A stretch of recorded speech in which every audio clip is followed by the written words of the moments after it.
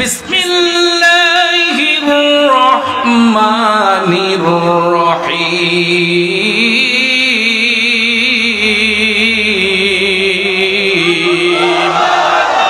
ওয়া'দাল্লাহুল্লাযীনা আমানু ওয়া আমিলুস-সালিহাতি লাহুম মাগফিরাতুন ওয়া আজরুন আযীম। জোরে বলুন ঘোষণাকার। আল্লাহ রাব্বুল আলামিন বলতেছেন যারা ঈমান এনেছে, আল্লাহ বলে যারা ঈমান এনেছে এবং সৎকর্ম করেছে, যারা ঈমান এনেছে এবং ভালো কাজ করেছে, আল্লাহ রাব্বুল আলামিন ওই সমস্ত ব্যক্তিদেরকে প্রতিশ্রুতি দিচ্ছেন, ওয়াদা দিচ্ছেন যে আমি আল্লাহ তাদের সঙ্গে ওয়াদা করতেছি, আমি তাদেরকে ক্ষমা করে দিব এবং তাদের জন্য উত্তম পুরস্কার নির্ধারণ করে রাখছি। জোরে জোরে কন্যা আল্লাহু আকবার। অর্থাৎ যারা ঈমান এনেছে এবং যারা ভালো কাজ করেছে, আল্লাহ বলতেছেন আমি তাদের সঙ্গে ওয়াদা করতেছি, তাদেরকে ক্ষমা করে দিয়া আমি হাসরের ময়দানে তাদের জন্য উত্তম পুরস্কার নির্ধারণ করে রেখেছে। সাথে সাথে আল্লাহ এটাও বলেছেন ওয়াল্লাযীনা কাফারু ওয়া কাযযাবু বিআয়াতিনা উলাইকা আসহাবুল জাহিম।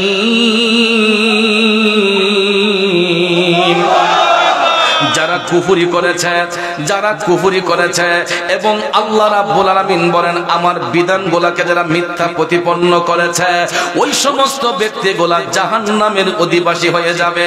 অর্থাৎ যারা সত্যকে মিথ্যা জেনেছে এবং মিথ্যাকে যারা সত্য বলে গ্রহণ করেছে এবং আল্লাহ রাব্বুল আলামিন যেই আদেশ করেছেন, আল্লাহর বিধানগুলোকে যারা মিথ্যা প্রতিপন্ন করেছে, আল্লাহ রাব্বুল আলামিন বলেন এরা জাহান্নামের অধিবাসী হয়ে যাবে। আর যারা ঈমান এনেছে এবং যারা ভালো কাজ করেছে, আল্লাহ রাব্বুল আলামিন ওই সমস্ত ব্যক্তিদেরকে ওয়াদা দিচ্ছেন আমি তাদেরকে ক্ষমা করে দিয়া তাদের জন্য উত্তম পুরস্কার নির্ধারণ করে রাখছে।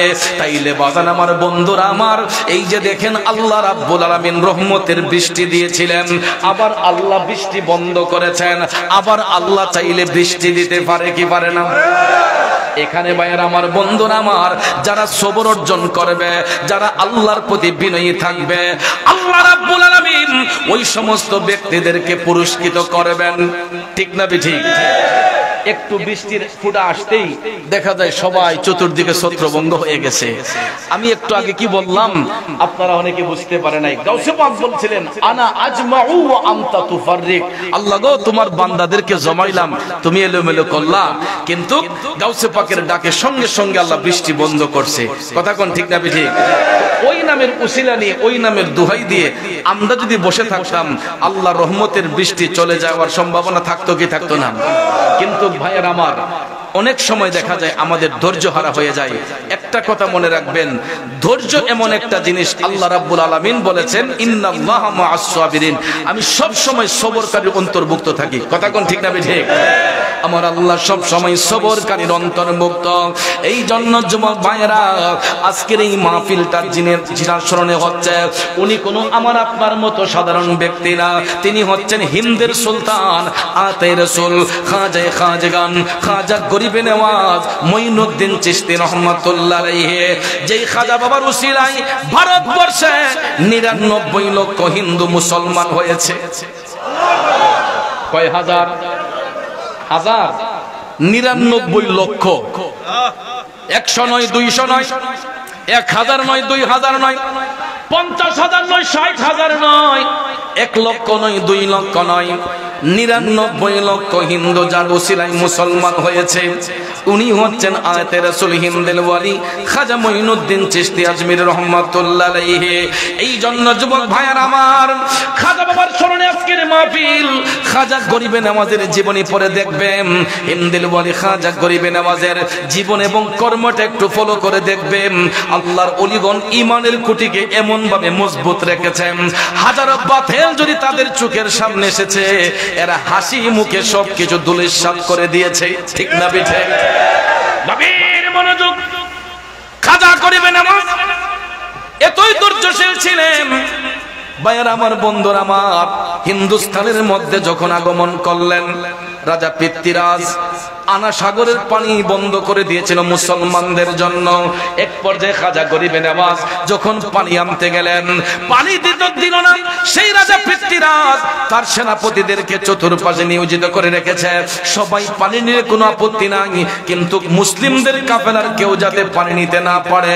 এই রকম ভাবে যখন পানির রাস্তা মুসলমানদের জন্য বন্ধ করে দিল, খাজা গরিবে নওয়াজ এক লোটা পানি যখন লোটার মধ্যে নিলেন, আনা সাগরের এক লোটা পানি যখন লোটাতে ভরপুর করলেন, দেখা যায় আনা সাগর এমন ভাবে শুকিয়ে গেল, চতুর্দিকে পানির জন্য একটা হাহাকার পড়ে গেছে। এখন দেখা যায় মুসলমান তো দূরের কথা, হিন্দুরা পর্যন্ত পানির ক্রাইসিসে পড়ে গেছে। চৈত্র মাসে খরা দিলে দেখবেন খাল বিল যেরকম ভাবে শুকিয়ে যায়, এই রকম ভাবে আনা সাগরের মধ্যে এমন শুকনা ভাব উঠলো, পানির কোনো চিহ্ন নাই।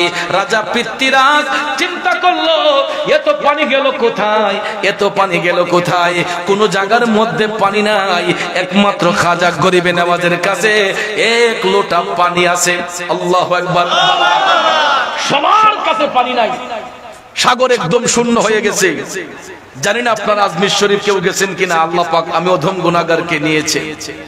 আমি নিজে আনা সাগরের পাড়ে দাঁড়িয়ে উপভোগ করে আসলাম, এবং সেই নদীর পাড়ে দাঁড়িয়ে, আনা সাগরের পাড়ে দাঁড়িয়ে আমি অনেক কিছু ভাবনা চিন্তা করলাম যে এখনো যেই পানি, ভাইয়ার আমার, একটা লোটার মধ্যে এই পানিটুকু কিভাবে আসলো, কে পাঠাইলো, কে দিল?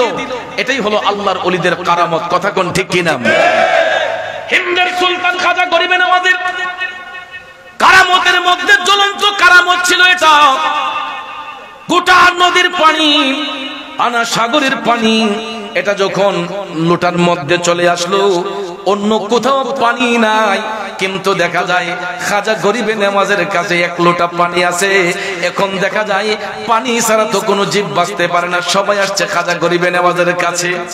যে খাজার জন্য আনা সাগরের পানি বন্ধ করা হয়েছে, এখন দেখা যায় সবাই মিলে হিন্দের সুলতান খাজা গরিবে নওয়াজের কদমে আইসা কয়, হুজুর আমরা তো পানি শূন্য হয়ে আছি, আপনার কাছে কিছু পানি আছে, আমাদেরকে কিছু পানি প্রদান করেন। এটা বলার সঙ্গে সঙ্গে হিন্দের সুলতান খাজা গরিবে নওয়াজ ডাক দিয়া বললেন, হে আমার ভাইয়েরা, পানি দেওয়ার মালিক আল্লাহ, পানি নেওয়ার মালিক আল্লাহ। যদি বান্দা আল্লাহর প্রতি বিনয়ী হয়, যদি বান্দা আল্লাহর প্রতি দয়াদ্র হয়, যদি আল্লাহর প্রতি যখন ঝুঁকে যাবে, আল্লাহ রাব্বুল আলামিন বান্দাকে রিজিক দিতে কখনো কৃপণতা করে না। কারণ বলুন, রিজিক দেওয়ার মালিক কে? রিজিকের মধ্যে পানি হচ্ছে উত্তম একটা নিয়ামত। কথা কোন ঠিক কিনা? সবকিছু খাবার পরে দেখবেন পানি যতক্ষণ পান না করা হয় তৃষ্ণা নিবারণ হয় না। কথা বলেন ঠিক কিনা? আপনি যত আইটেমের খাবার খান, আমরা যত আইটেমের খাবার খাই, খাবারের পরে দেখবেন পানি যদি পান না করি তৃষ্ণা নিবারণ হয় না। যতই কোল্ড ড্রিঙ্কস খান, মজু খান, কোক খান, 7 আপ খান, পেপসি খান, যত ধরনের ঠান্ডা খান, দেখবেন পানির তৃষ্ণা অন্য কিছু দিয়ে পূরণ হয় না। কথা বলেন ঠিক না বেঠিক? 10-20টা আইটেম খাবার খাইলেও 10-20টা আইটেমের খাবার খাওয়ার পরে দেখবেন পানির প্রয়োজন সবারই হয়। কথা কোন ঠিক না বেঠিক? কারণ 10টা লতিফার মধ্যে 4টা লতিফা, বাতাস, খাকবা, আগুন, পানি, মাটি, বাতাস, এই 4টা জিনিস ছাড়া কোনো আদম বাঁচতে পারে না। কথা বলেন ঠিক না বেঠিক? এই 4 জিনিস ছাড়া কোনো আদম বাঁচতে পারে না। এটা এই 4টা আমাদের দেহের মধ্যে বিরাজমান। কথা কোন ঠিক কিনা? আগুন, পানি, মাটি, বাতাস, এই 4টা জিনিস ছাড়া কোনো আদম বাঁচতে পারে না। তাহলে বলুন, পানি ছাড়া কি কোনো মানুষ বাঁচতে পারে? আনা সাগর একদম শুকিয়ে গেল, চতুর্দিক শুকিয়ে গেল, পানির কোনো চিহ্ন নাই। এমন সময় খাজা গরিবে নওয়াজের কাছে এক লোটা পানি। দেখা যায় হিন্দু রাজা প্রজা যারা ছিল সবাই হিন্দের সুলতান খাজা বাবার কদমে আইসা কয়, হুজুর পানির জন্য আমরা সবাই হাহাকার করতেছি, আপনার কাছে তো কিছু পানি আছে, আমাদেরকে প্রদান করেন। খাজা গরিবে নওয়াজ বলতেছে, আমি প্রদান করব কিভাবে? পানি দেওয়ার মালিক তো আল্লাহ। হুজুর পানি দেওয়ার মালিক আল্লাহ, কিন্তু আপনি যখন এই সাগর থেকে পানি আনলেন, আপনি পানি আনার সাথে সাথে পুরা সাগর শুকিয়ে গেছে। হুজুর আপনি কোনো একটা কিছু করেন। তখন খাজা গরিবে নওয়াজ বললেন আপনারা সবাই আমার সাথে চলুন। তখন এই লোটার পানিটা নিয়ে খাজা গরিবে নওয়াজ আনা সাগরের পাড়ে গিয়া ওই সাগরের মধ্যে যখন এই লোটার পানিটা যখন ঢাইলা দিলেন, এক লোটা পানি ঢালতে দেরি হয়েছে, আবার আনা সাগর পানিতে ভরপুর হতে দেরি করে নাই। আর জোরে জোরে কন্যা সুবহানাল্লাহ। এই জন্য কবি কয় ওরে নয়নে নয়নে রাখিব রে খাজা তোমায় পাইলে, নয়নে নয়নে রাখিব, নয়নে নয়নে রাখিব রে খাজা তোমায় পাইলে, নয়নে নয়নে রাখিব। ঠিক না বেঠে? আরে হৃদয় সাজাইয়া রাখবো তোমায় শুয়াইয়া, হৃদয় সাজাইয়া রাখবো তোমায় শুয়াইয়া, আর কারোরে শুইতে দিতাম না রে খাজা তোমায় পাইলে, নয়নে নয়নে রাখিব, নয়নে নয়নে রাখিব। খারাপ লাগতেছে ভাইয়েরা, এ নবীর প্রেমিকেরা, ও সুন্নিয়তের আশিকরা, গভীর মনোযোগ।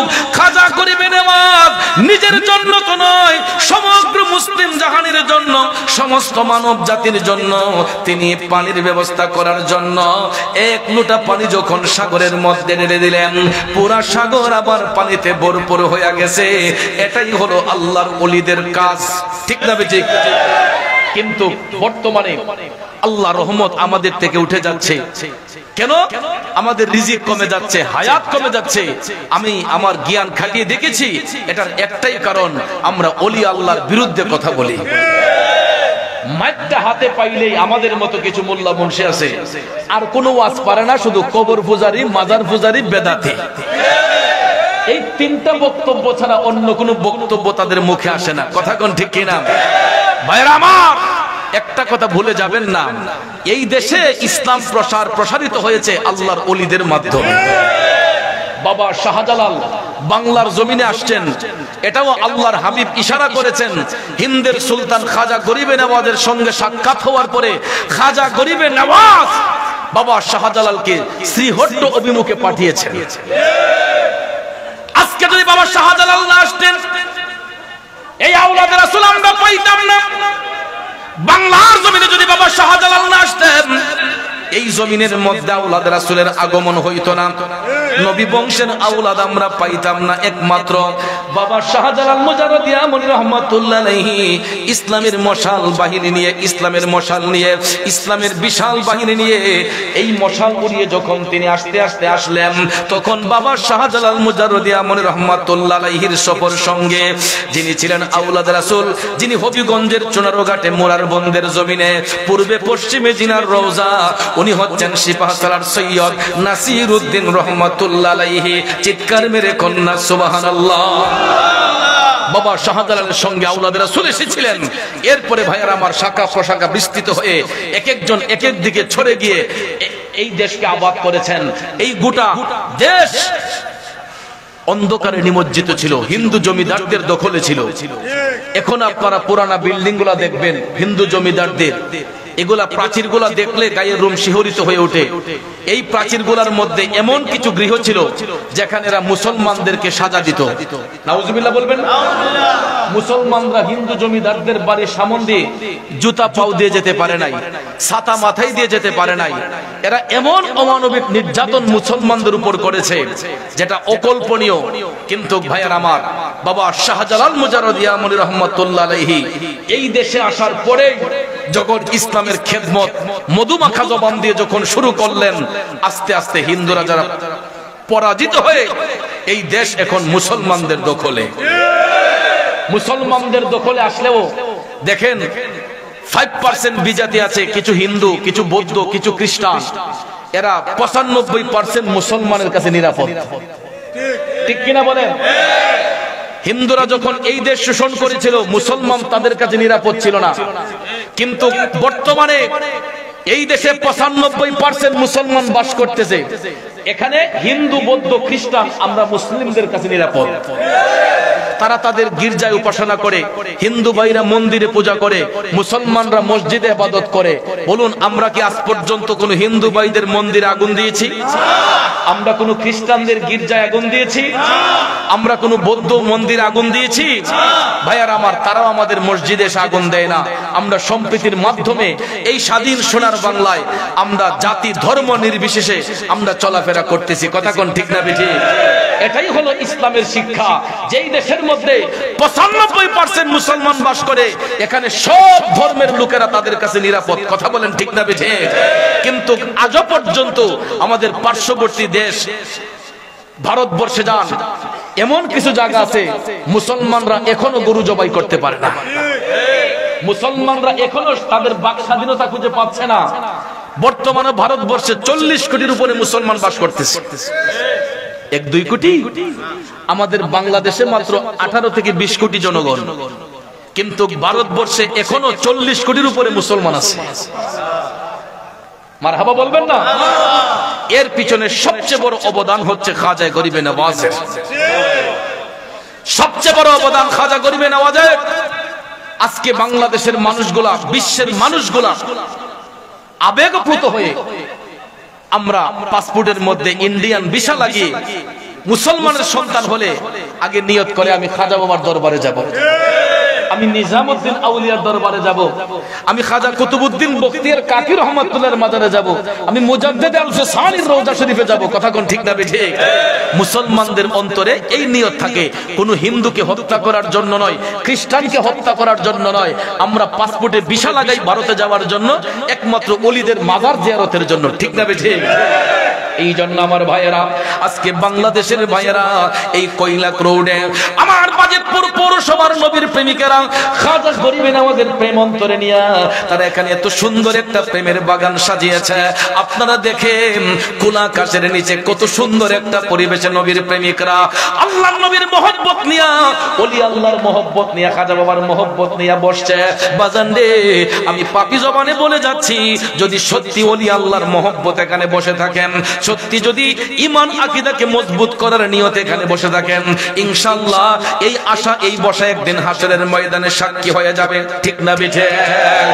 এ বন্ধুরা আমার, বাবাজিরা, এই জন্য আশেক কয়, প্রেমিক কয়, হৃদা শোনো সাজাইয়া রাখবো তোমায় শুয়াইয়া, আর কারো রে সহিতে দিতাম না রে খাজা, তোমায় পাইলে নয়নে নয়নে রাখিব, নয়নে নয়নে রাখিব। একটা জবানও বন্ধ রাখবেন না, উচ্চস্বরে বলুন ইয়া ওয়ালি আল্লাহ। বাবাজিরা আমার, এই দেশে এখনো নবী প্রেমিক, অলি প্রেমিকরা আছে বিদায় সুফিজমটা ঠিক রয়েছে।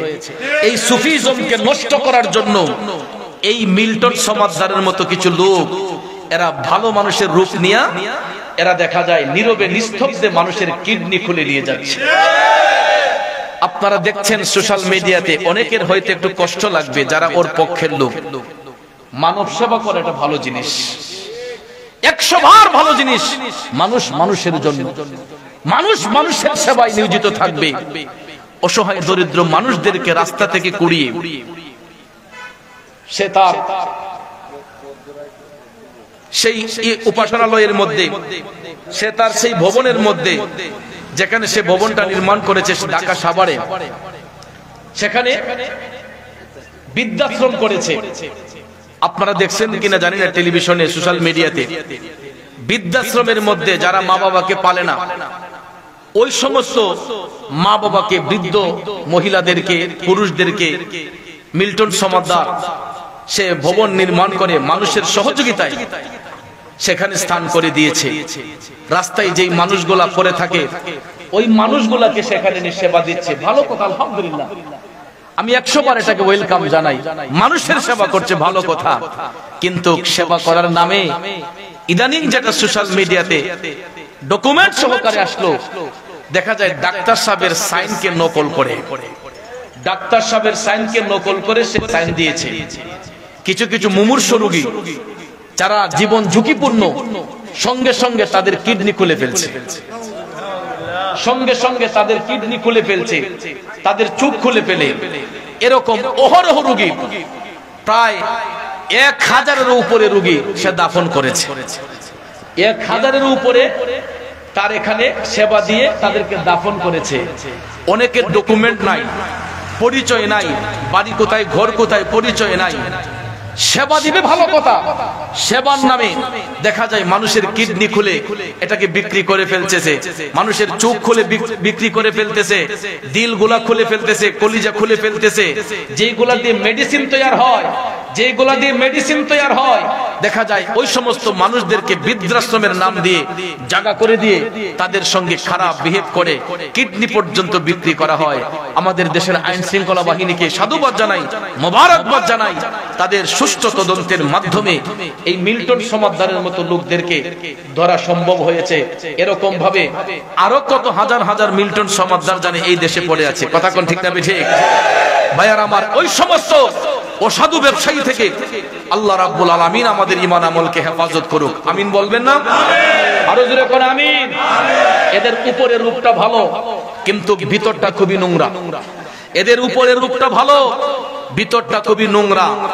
আর যারা আল্লাহর প্রেমে বিভোর হয়, নবীর প্রেমে বিভোর হয়, তাদের উপরের রূপটা যেমন তেমন, তাদের অন্তরটা হয় নূরের আলোয় আলো, কথা কোন ঠিক না ঠিক? তাদের অন্তরটা থাকে পরিষ্কার।